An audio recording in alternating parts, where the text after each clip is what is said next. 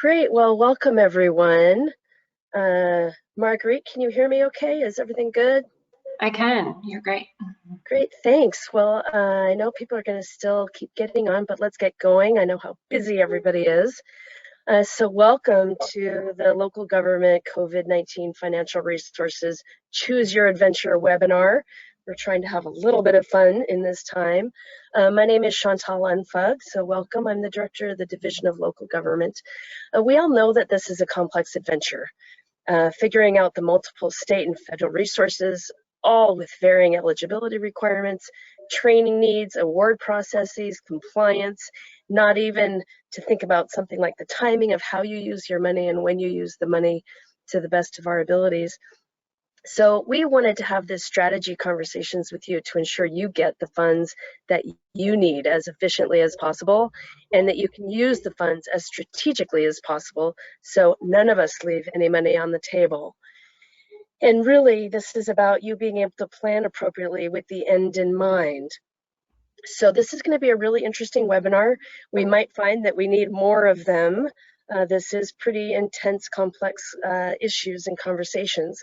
I'm really, really thankful for the cross-departmental collaboration from all the state agencies that you're going to be hearing from today, and thank you for joining us. Also, a big thanks to the DOLA team led by Rachel Harlow-Schock for facilitating this dialogue. And this is really important. I know we've been struggling with it. I can only imagine the work that you've been putting into trying to figure this out. So as I pass this over to Margarita Harden, our local resiliency manager in the Colorado Resiliency office here in DOLA, let me transition this with a great quote for today from Francis of Assisi. Start by doing what's necessary, then do what's possible, and suddenly you're doing the impossible. So Marguerite, show me the money.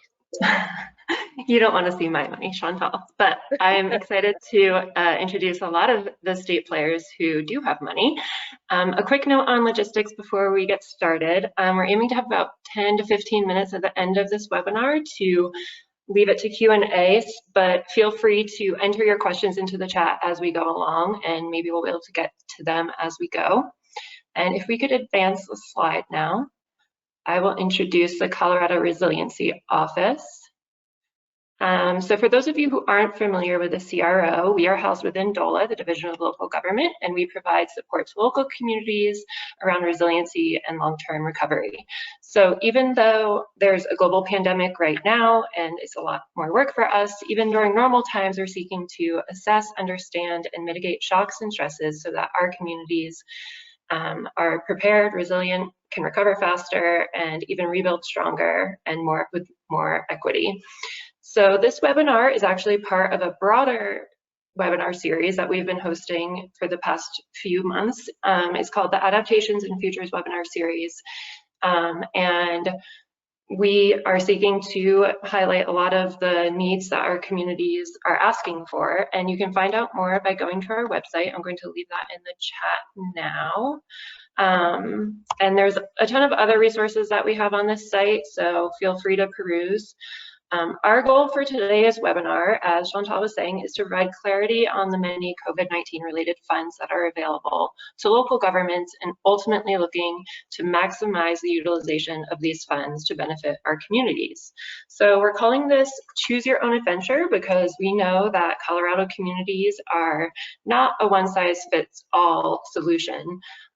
So we're looking to understand the purposes and the strings attached to different funding opportunities so that each community can decide for themselves what solution is best suited for their community's needs. So we'll have an opportunity to hear from each state agency, but I'd just like to set the stage before we get into the details. On the next slide, I've illustrated the current situation with a dumpster fire, perhaps not so eloquently, but I'm sure it's no news to all of you that there has been a lot of risks and vulnerabilities that have been laid bare by COVID-19. And the good news is that we do have these 4 different state and federal funding opportunities, which I've illustrated with a water relay trying to put out that fire. And it's some of the problems with that, though, is that it's left our communities saying, show me the money, how do we access these resources? So Meanwhile, we have a lot of the state and federal agencies that are stewarding these funds, making sure that the funds are being used for the best purposes to really stop the spread of COVID so that we can fully reopen. And in that vein, I'm going to turn it over to Sarah Thunberg, who comes to us from CDPHE with a very important perspective and understanding on how we can stop the spread of COVID. Sarah, over to you. Hi, thank you so much. It's a pleasure to talk to you all today. Thank you. So I am the state's lead for COVID testing and containment. And my job is to work in collaboration with you and your agencies and your communities to really implement Benjamin Franklin's idea that an ounce of prevention is worth a pound of cure. We have never, ever, at least in my lifetime, had an opportunity to so thoroughly execute on the idea that prevention is better than cure and will save a lot of us. So next slide, please. I will say that in a public health crisis, apologies, slide, thank you. In this particular public health crisis, we are working very hard at CDPHE, the Department of Public Safety, and in collaboration with all counties and local public health agencies to essentially put a puzzle together that will keep individuals, communities, and our economy safe and protected as we experience this global pandemic. And one thing I want to emphasize here is that we need all parts of this puzzle to function and to be really tightly linked. Otherwise, we will fall down and we won't be able to contain the disease, and we will have to go back to the incredibly difficult, I can't say that word today, apologies. The very severe consequences of all of us being at home. We know that that's really difficult for our economy. It's difficult for our psyches. It's difficult for our families and our friends and our relationships. It's not the way we operate, to be home isolated for months and months at a time. So we need to do the work now to invest heavily in the public health response to avoid the catastrophic consequences. And there are 4 primary areas that I am going to encourage you to use this money we have for COVID to invest in. The first one is disease monitoring or disease surveillance. That's things like technology solutions and data that allow us to understand what the magnitude of disease is in our communities, who it's affecting and why, because that then allows us to drive testing. And testing is important because we need to know who has it, because then we can investigate where they got it, investigate the people who they might have exposed, and then we can isolate those individuals. We can have them go back into their homes and stay safely and healthfully in their homes so they don't spread the disease to anybody else. And we need these pieces to be very integrally linked. We can't have one without the other or the system will fall apart. So having a huge amount of testing without the investigation and contact tracing, and then without the supports that help people stay home safe and healthfully, we won't have a robust containment strategy, and the disease will flare and become a wildfire in our communities. And we don't want to do that. So I will tell you again, public health is the pointy tip of the spear that we need to invest in. We need to strengthen so that we can all have the lives we want, which is engaging with our friends and family, which is being out in the world, having jobs, having robust economies. We need this piece of the puzzle to be robustly invested in to have everything else we need. It also depends on us as individuals. Obviously, we need to wear masks. We need to stay socially isolated, physically distant from each other. But really, the money that you were talking about today, I encourage you, I implore you to invest in strengthening these puzzle pieces and making sure they're firmly connected. Next slide, please. And in emphasizing that, I want to be clear that we're talking about avoiding catastrophe. That prevention, the puzzle pieces, help us avoid these really terrible things. Long-term depression, huge amounts of mortality, unbelievably traumatic healthcare. We can avoid people as much as possible getting on ventilators, by ensuring they don't get exposed to the virus. We all have that power, and we have that power as local governments and as public health agencies through our investments. So I can't emphasize strongly enough that that's the way we would like to encourage you to use these funds. And we're here to provide technical assistance and guidance and support in how to do it. And I think I pass now over to you, Jeff. Thank you. So my name is Jeff Alexander, and I am a senior analyst with the Governor's Office of State Budget and Planning. And my role today will be providing a higher level overview of how we have tracked some of the COVID-19 related federal funds. We certainly know that while more federal funds are needed and more flexible funds are needed, we are doing everything in our power to make sure that this money goes out in the most responsible way, the best way that we know how. So with that, I can dive right in.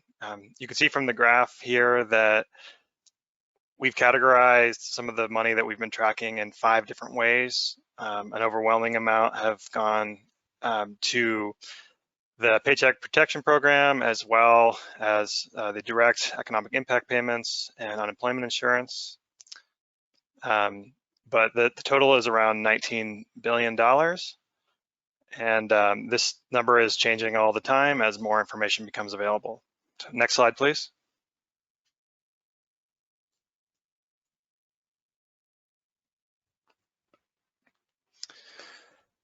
So one part of the funds that have come into the state that we get questions a lot about is the Coronavirus Relief Fund.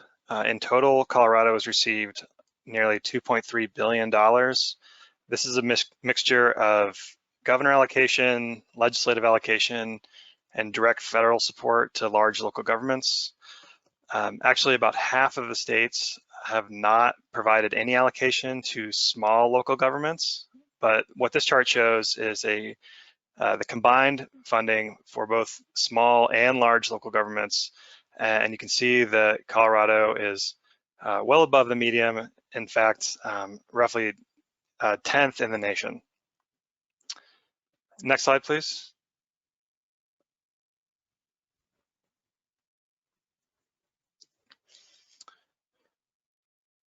Another issue that's important to us is seeing how the COVID-related federal funds are ultimately allocated.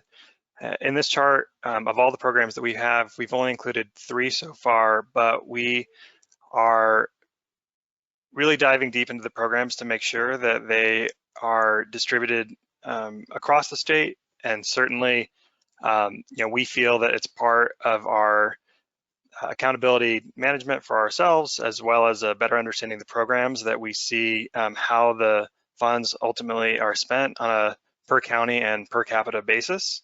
And in the future, something that we will be diving into is adding more programs and seeing a more complete picture of where our federal funds are ultimately ending. So with that, I know that's a very high level, but OSBB is happy to answer any questions, and feel free to reach out to me. And with that, I will kick it over to local affairs.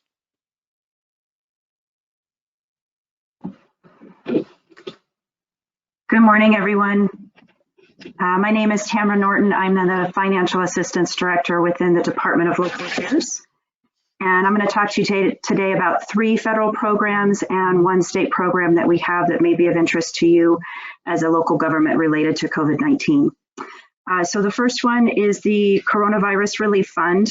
That $275 million did come to DOLA, and that's for counties, municipalities, and special districts. The purpose of these funds are for costs necessary due to COVID-19 for the public health emergency, for costs that were not budgeted for in the most recently approved budget, and for costs incurred between March 1 and December 30 of 2020. The opt-in process for this program is open now and closes on July 7th, which is next Tuesday. The second federal program we have is the Community Development Block Grant specific to COVID. And there was roughly 1.1 million from round 1 that was specifically for local governments. Those funds available through the Division of Local Government will be for use on both public facilities and public services. The application date is yet to be determined, but we anticipate within the next month or so. Round 2 for these funds has been announced, but the allocation has not been determined, and round 3 has not yet been announced. The third federal program is the Community Services Block Grant specific to COVID. $8.7 million in a formulaic distribution has been made available to alleviate the causes and conditions of poverty in communities. CSBG is not open for applications as it has already been provided to the 32 established eligible entities across Colorado. The state program has roughly $6 million in an emergency set aside through the Energy and Mineral Impact Assistance Fund, and these funds are available for any disaster. This is not specific to COVID and may be an option for those communities whose local resources to address the emergency have been exhausted. And we do encourage you to contact your DOLA regional manager for information on any of these programs. And the link for our local government regional managers was on the slide. It doesn't appear at the moment, but we can share that out later. A few important things to remember, the federal requirements do apply to all of our federal programs, and that does include for the Coronavirus Relief Fund. Duplication of benefits is not permitted in any of our programs, and we do encourage you to have conversations in your communities about your local priorities with the potential of a future COVID surge in mind. Just quickly, there are a few other additional dollars infused to communities from DOLA, but that did not go through local governments, and that is from the Division of Housing. $30 million for rental and mortgage assistance from the CARES Act. There's $3 million for rental and mortgage assistance from the Disaster Emergency Fund. And there's $33 million in federal emergency solutions grants, and that's for homeless prevention, sheltering, and other services. So again, for more information regarding these and any other programs that we offer, we do encourage you to reach out to your DOLA regional manager. And now I will turn it over to Sarah Lipscomb with the Department of Human Services for the next slide.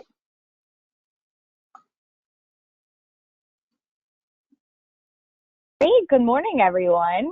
I'm Sarah Lipscomb. I'm the Director of Operations for Community Partnerships at the Colorado Department of Human Services. And just wanted to share a few things with you all this morning.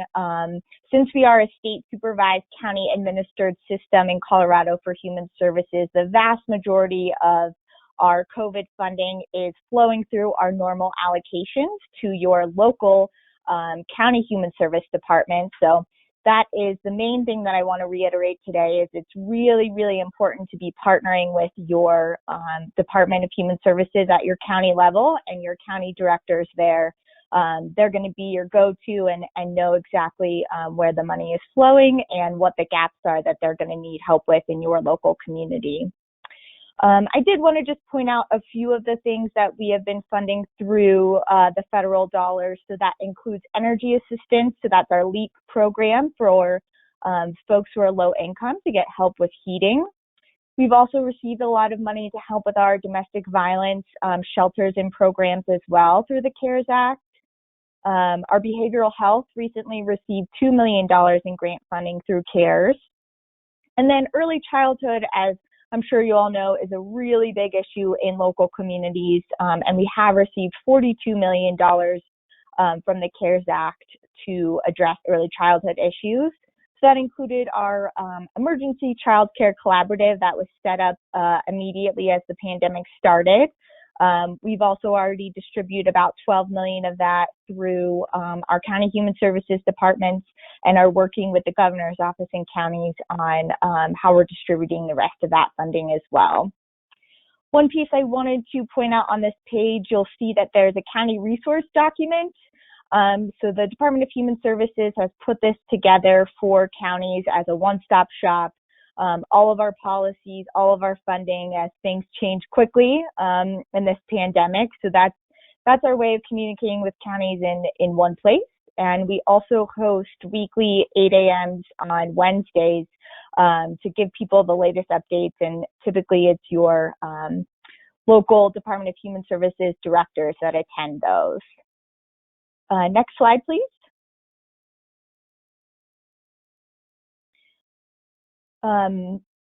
So as I said, most of our funding goes through specific allocations, but I did want to let you guys know we do have sporadic grants that are available, and we do have one right now that was just created through House Bill 2014-22, which is the Colorado Food Pantry Grant, and so you'll see a link there as well.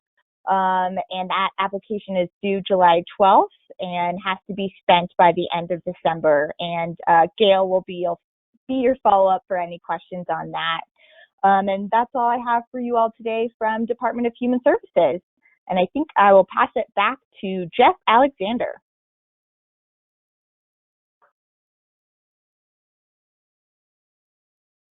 Thanks, Sarah. So I'll just hop back in real quick here. One of the charts that I wanted to show is some estimations for our public health investments. So these, what you're seeing in front of you are a combination of the Colorado Public Health and the Environment Department, as well as public safety and personnel and administration. And these funds, you can see in blue, the funds that have been allocated or obligated, and they total approximately $170 million, but there's quite a bit in red, which is the planned expenditures, and the state and executive branch agencies plan to spend an additional $391 million to respond to the public health emergency, because we know that the response will be long-term, and this can include additional purchases of PPE, hiring and training, purchasing supplies, other investments to increase capacity. And so, the state has really done quite a bit of work on this, obviously, as we all know. And with that, I'll keep it at a pretty high level, because after me, I'm going to kick it back over to public health and the environment, I believe. Yeah, thank you very much. Just so that everybody knows, the contact information for me is at the bottom of the slide here. So if you have any questions about what we're talking about today, feel free to reach out. My name is Jameson Lee, and I work with the Department of Public Health and Environmental Services. As you can see from the chart here, we are largely federally funded, with about $207 million stemming from federal sources, while about $3 million coming from state sources. The majority of the funding that we have is coming from the Paycheck Protection Program and the CARES Act. Actually, the majority of the money that we have is coming from one particular grant called our ELC grant, or Epidemiology and Laboratory Capacity Grant, and that comprises about $159 million of our total award so far. So to date, CDPHE has given out about $74.5 million to local public health agencies and tribal nations. Of that funding, $7.5 million came through our Public Health and Emergency Preparedness Grant through 2 awards. $7 million came through the Corona Relief Funds, and then another $60 million came through that ELC grant that I just mentioned for epidemiology and laboratory work. These funds were given out through funding formulas in conjunction with the local public health directors and CalFO. So currently right now we have plans to give out 2 more awards. One should come today. That's $1 million for immunization programs to help with the immunization portion of this response, as far as flu seasons, things to that nature, to avoid duplication for testing for flu. That is coming again today, and then we have a second one coming out that is going to be about $18 million. That is to help fill needs and gaps for the next phase of the response, which is protect your neighbor. It's really important when we talk about the federal funds that CDPHE has received to understand that there's specific needs that come with that funding. For instance, the Public Health and Emergency Preparedness Act actually has very specific capabilities that we've provided with this funding as it went out for what you can use it for. We can follow up with any additional information to those capabilities if need be. Also, the ELC Epidemiology and Laboratory Capacity Grant, which was the large amount that we pushed out, has to stick to laboratory and epidemiology efforts. Corona relief funds that we gave out are obviously a little bit more broad, so that they can be spent on a variety of different things, but we're trying to aim those at epidemiology and laboratory efforts at this time. So funds that have stayed within CDPHE are to support statewide response efforts. The massive majority of that going through the state lab for testing and reagents and staffing for statewide epidemiology support. Let me know if you have any questions. And with that, I'll pass it over to Michael Haney with the Department of Public Safety.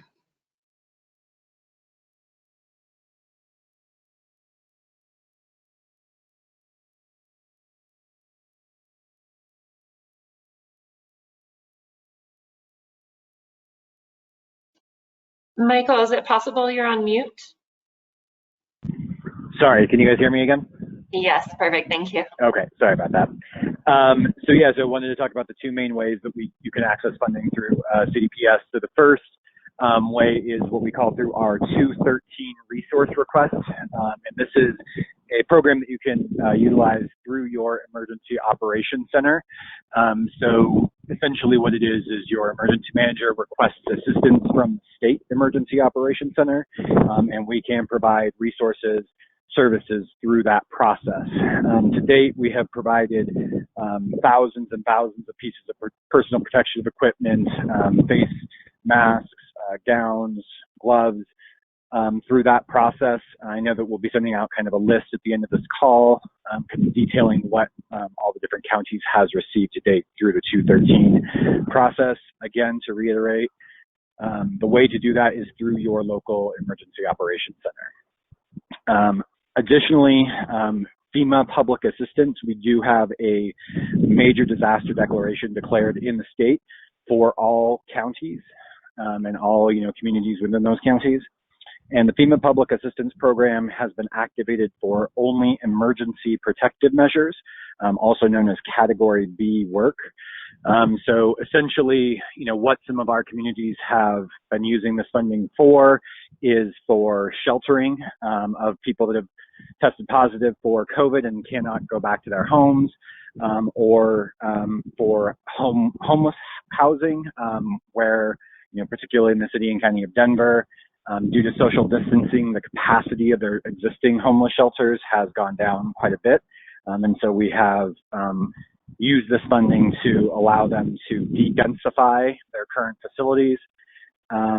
Additionally, just purchase of personal protective equipment. Also, I'm sure all of you have heard about the alternate care sites that have been stood up at the Convention Center, the Ranch Complex up in Larimer County, and then we have a few others around the state, including on the Western Slope, and that is all FEMA public assistance. The key thing about FEMA public assistance is, one, it does have a 75%, 25% federal local cost share, so the 75% is the federal share, and the grants are 100% based on the eligible cost. So there is no cap to that award as long as you have an eligible cost and can defend that as an eligible cost within the program. FEMA will fund 75% of it. Additionally, any CARES Act allocation that you do get can be used to meet that 25% cost share. But I cannot emphasize enough how important it is to be in contact with DHSEM's Division of Homeland Security and Emergency Management in CDPS about what you want to be spending that funding on, because there are a lot of eligibility rules and regulations that we need to all be on the same page with.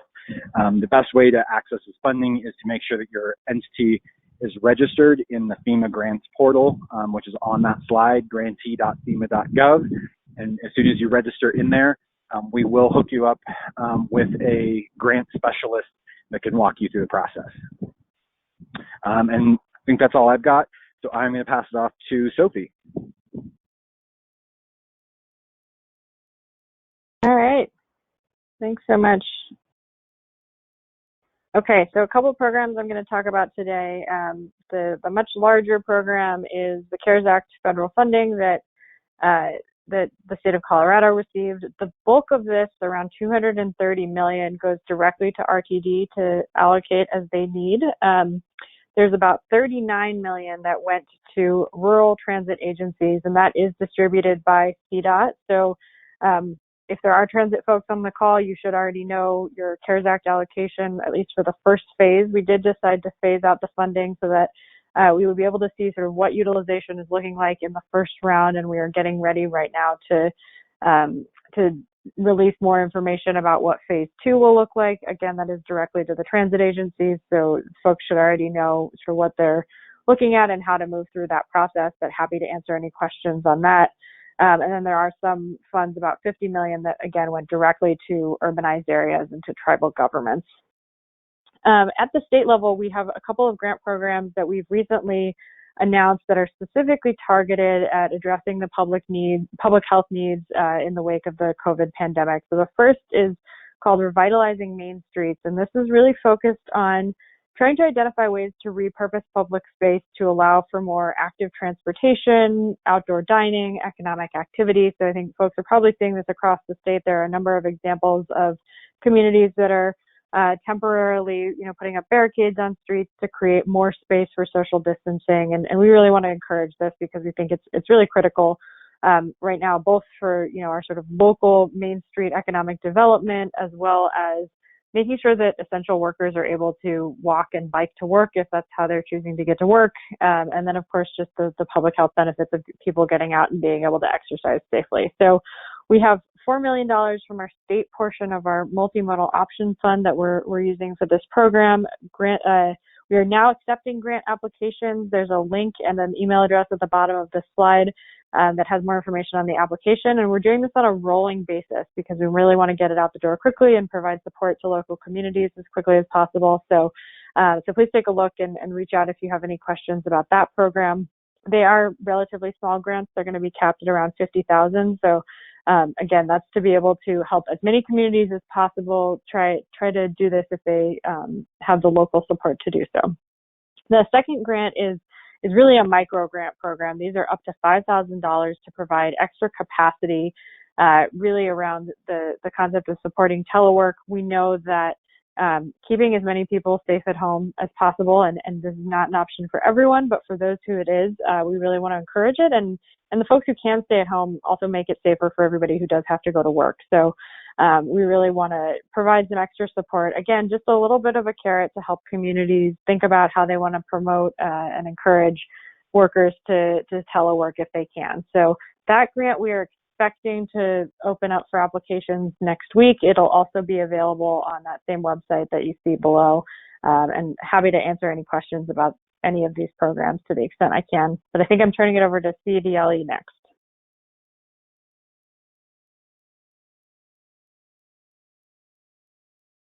Hi, everybody, and good morning. My name is Daniel. I'm with the Colorado Department of Labor and Employment. Just want to talk about a few things that are in the works for us and with regard to local governments and how we're hoping to assist. So we've got two different sections. Number one is our employment and training side, and number two is our unemployment insurance side. On the employment and training side, we received a $10 million grant for emergency dislocated worker grants. We are in the process of distributing that down to local workforce boards. That full amount will go to the local workforce boards and will be distributed amongst all 10 of them. We encourage local governments to work with your local boards on implementing that.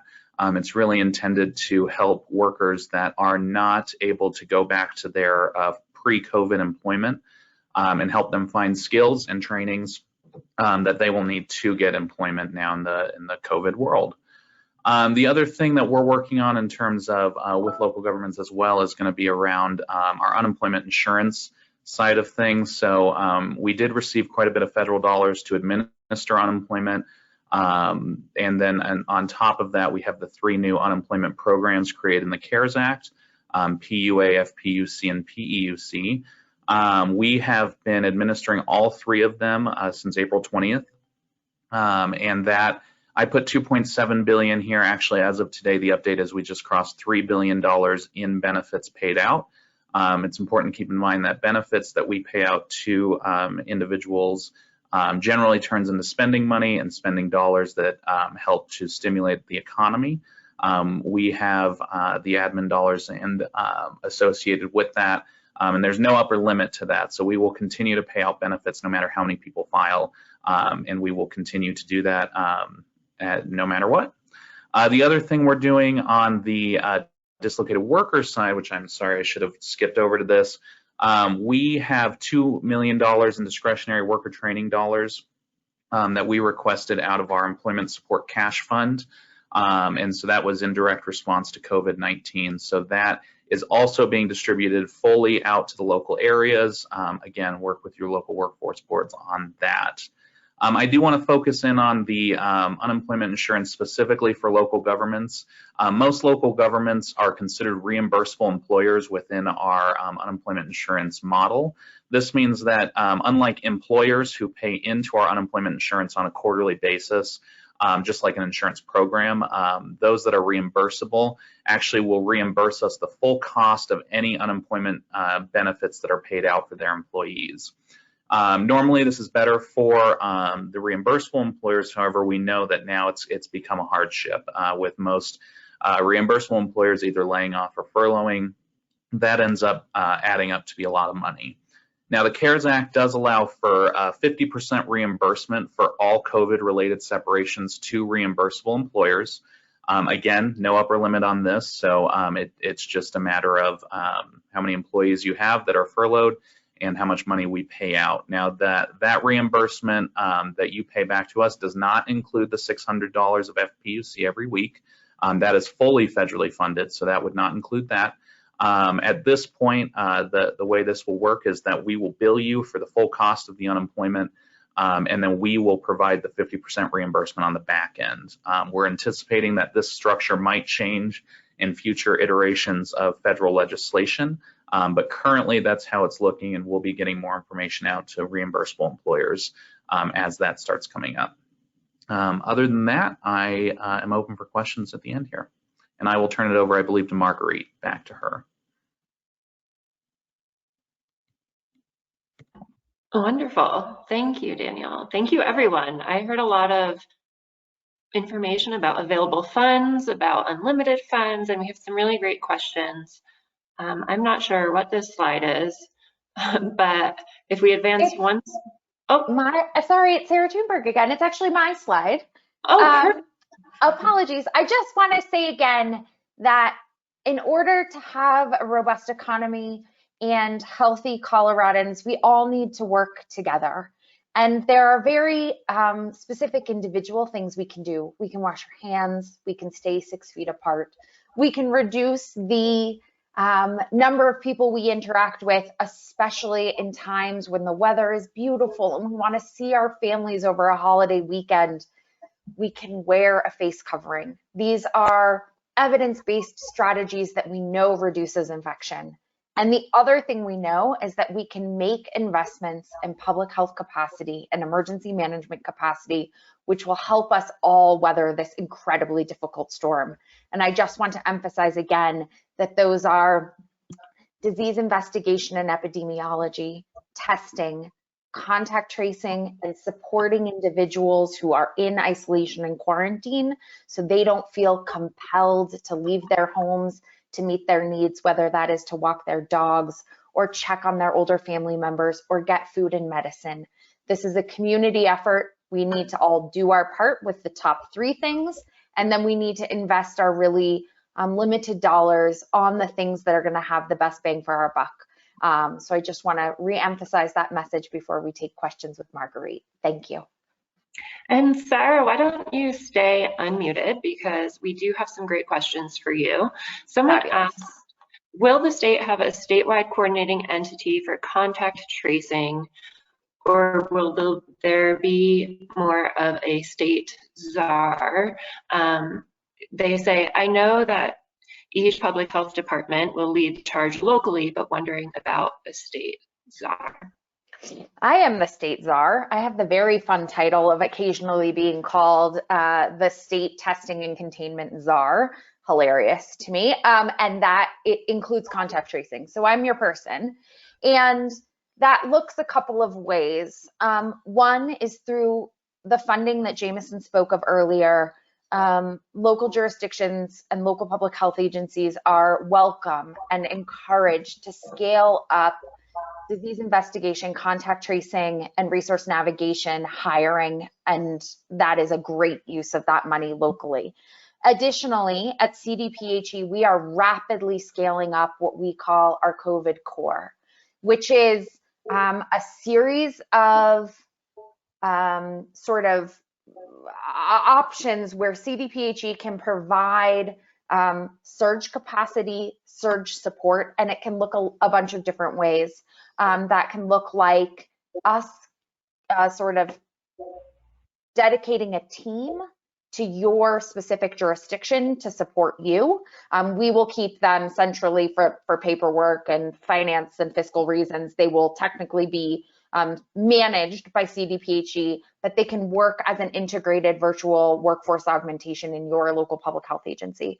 Additionally, we have and continue to use existing systems about surge capacity, where our teams at CDPHE can, once you hit a particular capacity, you can pass cases off to us and we will do the investigation and contact tracing. We are working very closely, sort of epi to epi, local public health director to me, on getting those agreements in place and being very clear about what that looks like. And next week, I will be giving a series of presentations, including one on the weekly DOLA call about that. But you are welcome to reach out to me. My email is not here, and my name is actually spelled wrong, but we will fix that and make sure everybody has it in the chat. And I am happy to talk about how we can support that. So the answer, I think, to sum it up is yes, and. It is I am your person, I am your contact, I'm happy to work with whoever is appropriate. We encourage local public health to scale up their workforce, and we're creating a centralized surge and augmentation capacity. We're working this in sort of every area we can to make sure we have all the resources we need and all the levers we can. Thank you, Sarah. And we do have plenty of time for questions, so keep them coming. We had a number of questions about the recording or sharing of these slides, and it will be shared. The link is in the chat for the Colorado Resiliency office. It will be up just after this webinar.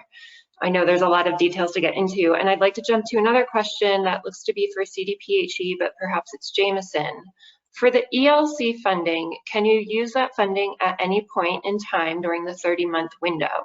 Can we push those expenses to 2021 and 2022, or does it have to be all 30 months?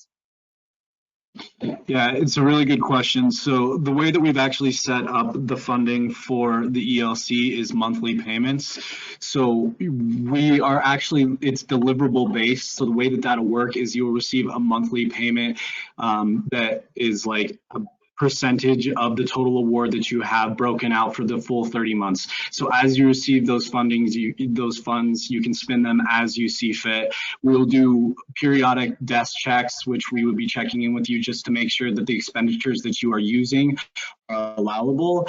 But really, you're getting that money on a monthly basis for the deliverables that you are providing to CDPHE, which is coming in the report of the data that we need to continue this response effort. You can use those as you get them in and start putting them through your system.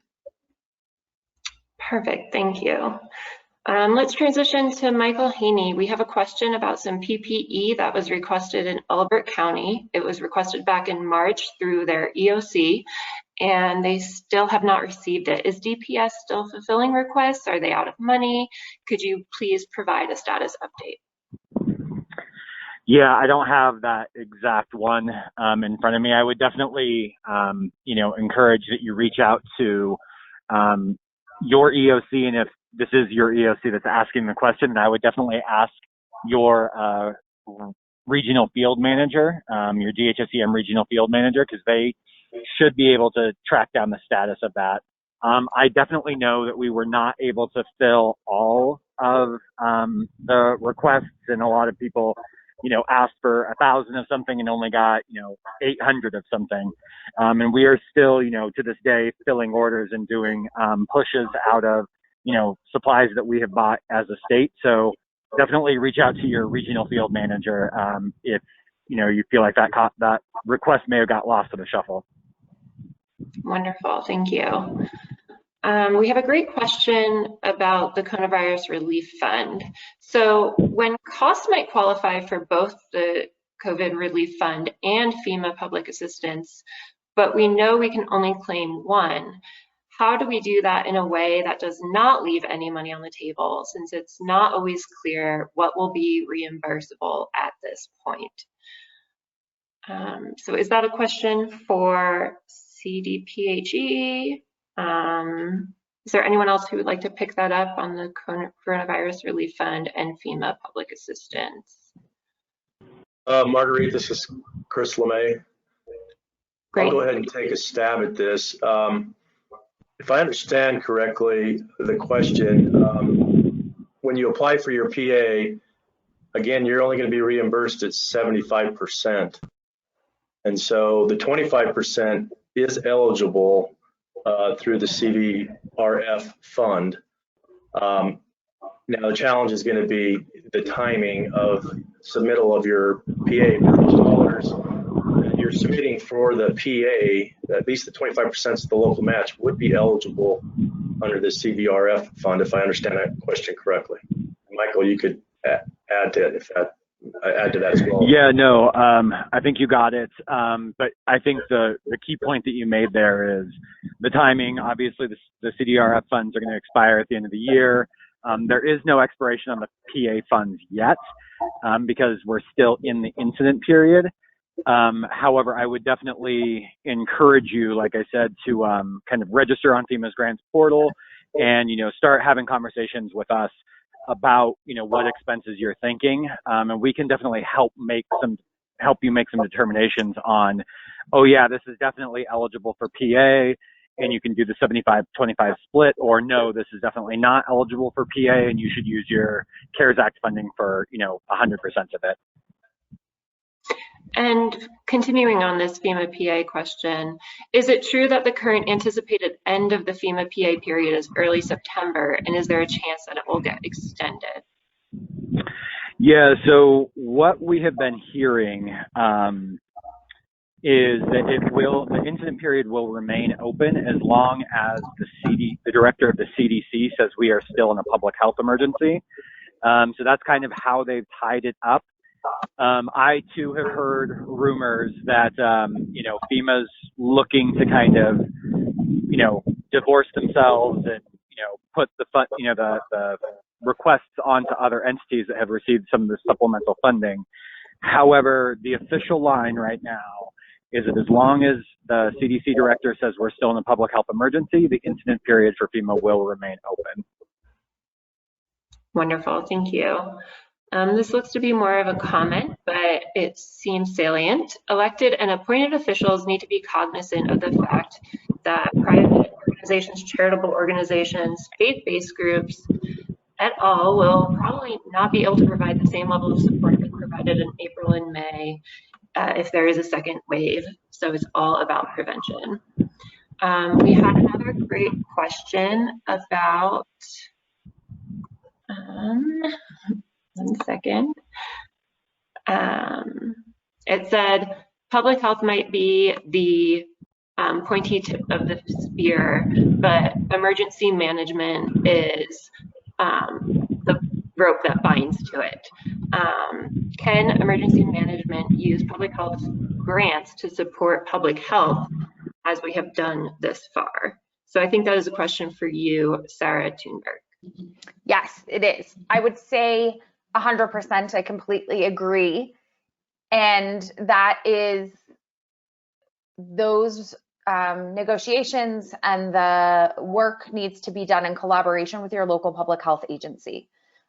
We encourage with this funding interfunctional collaboration as much as possible. We want a unified, aligned response to COVID, as with everything else. So use these funds to strengthen public health in collaboration with an emergency management, in collaboration with human services, in collaboration with the healthcare delivery system.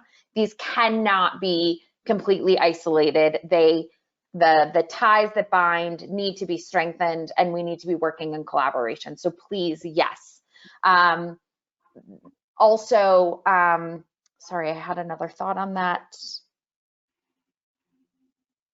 I think I'll leave it there. Okay, thank you. Moving on, I think this question might be for Michael again. Sorry, Marguerite, I thought of the other answer. The other thing we would encourage is regionalization and strengthening regionally. We under Protect Our Neighbor framework, there is new capacities and new opportunities to increase capacity regionally, recognizing, especially in some of our rural and frontier counties, it might not make sense to do this county by county, but rather to regionalize and strengthen regionally so there can be surge capacity and support and pooling of resources to get better bang for this buck. So in addition to strengthening cross-functionally, strengthen regionally, absolutely. Thanks, Marguerite. Yes, thank you. Here's a great question. For municipalities that do not have a built-in public health arm, do you have recommendations for how to use the Coronavirus Relief Fund to adapt our facilities to ready for the next wave of the pandemic? Do you anticipate this funding will be flexible enough to help with adaptation for sustainable long-term readiness to maintain co-op and COG? So Michael Haney, do you have, do you like me to repeat that? Yeah, sorry. Do you want me to take a crack at that?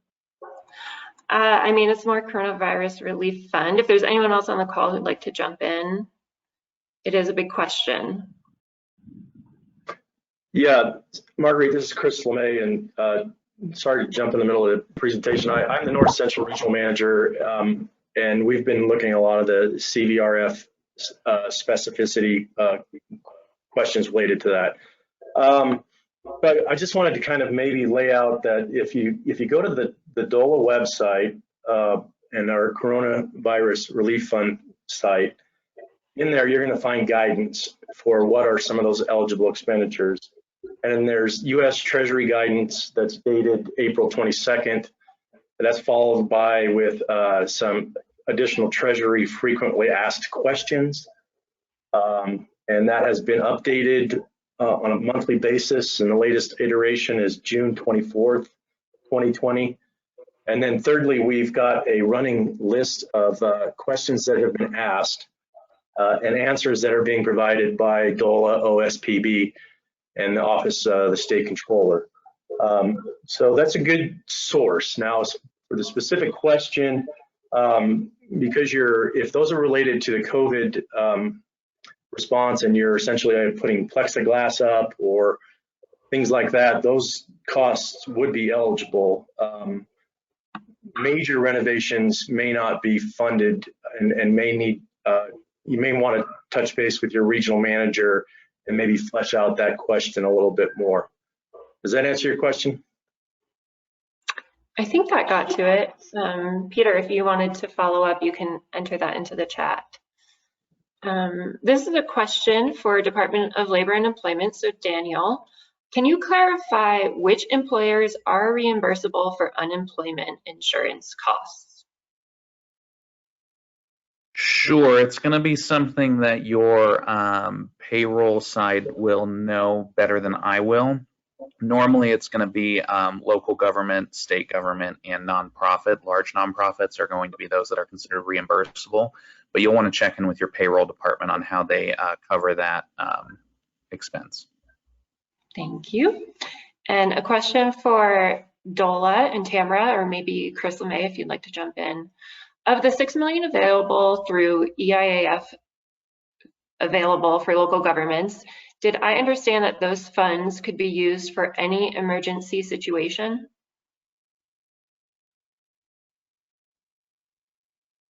I'll go ahead and handle that question. That's correct. I mean, those funds are historically, we've set aside $6 million for disaster relief, and it's been used in the past on fires, floods, etc. So yes. Thank you. We have a few more questions here.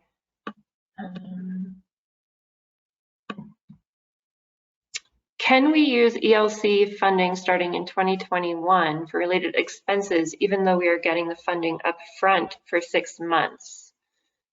So it's about spending down, and I think it's a follow-up from what we were just talking about, Michael. So this is actually Jameson, and I can try to address that. The ELC funding is not necessarily advanced payments. So we had two grants that we sent out to local public health agencies. The first one being the $7 million for Corona relief funds. That was an advanced payment that we sent out to template yesterday to capture kind of your expenditures as you spend those.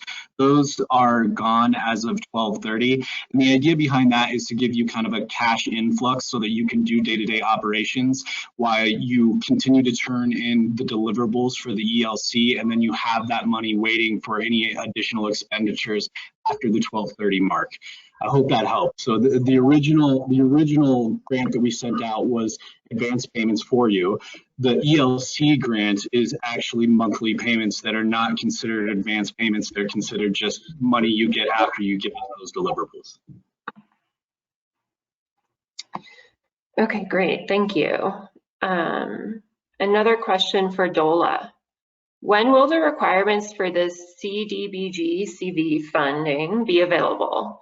Who at DOLA will manage that program? So the Community Development Block Grant, Tamara. Hi, this is Tamara. That will be managed by Jody Adkins, who is currently our regular CDBG program manager. And as soon as we have additional guidance, program guidance from HUD, those funds will be made available through the application. Wonderful. A lot of gratitude on the chat. Thank you all. And another question for you, Daniel. Unemployment, the reimbursable employers. Follow up on that. Do self-insured local governments qualify for this reimbursement? I don't believe there is self-insurance with unemployment, so I'm not sure if that's what they're asking. I believe if you think you're self-insured, you're probably a reimbursable employer. Wonderful. Marguerite, this is Tamara. One clarifying question on the CDBG funds. Folks do still need to reach out to their regional manager for questions on that specific program and the application. Great, and we do have that regional manager link. If you don't know who your regional manager is, it's on this slide right here. And let's see, we're almost out of questions and we've really only got 2 more minutes. Chantal, I just had a quick question for Daniel. If he could just clarify what entity is actually accepting the workforce board funds? I was just curious. Yeah, it's going to be the workforce board itself will be the one accepting it. Perfect. From us. Thanks. So we do have another question that just came in on this unemployment. Can we use unemployment money to keep people employed? I'm not sure what that means, but you know, a temporary furlough would qualify for unemployment, things like that. So I'm not sure exactly what that means, but yeah, a temporary furlough or reducing hours that could qualify for unemployment benefits. Wonderful. Again, these slides will be available for download. This presentation will be recorded. In the chat, I left the link for the Colorado Resiliency Office. We have not just this webinar, but past webinars that have been recorded up there. We will also have a webinar next Thursday, same date, same time, or different date, same time, but that will be on assessing needs within your community, especially around economic development and unemployment. So just a lot of gratitude on the chat. With that, I'm gonna have to close it out. We do see some other questions that we weren't able to get to or did not know who to assign to. So we will follow up, and thank you all so much for joining. Thank you to all of our speakers for taking the time, not just on today's call, but there's a lot of coordination. Thank you to DOLA for facilitating. Chantal and Rachel, is there anything else you'd like to say? I just wanted to say thank you to everybody, and like I said at the beginning, if you find that you want another follow-up to this, please let us know. You can follow up as well with questions on the weekly DOLA call with the governor's office. So we have a lot of points at which you can come into us with questions. And again, just thanks to everybody who participated. Yes, thank you. Okay, wonderful. All for now.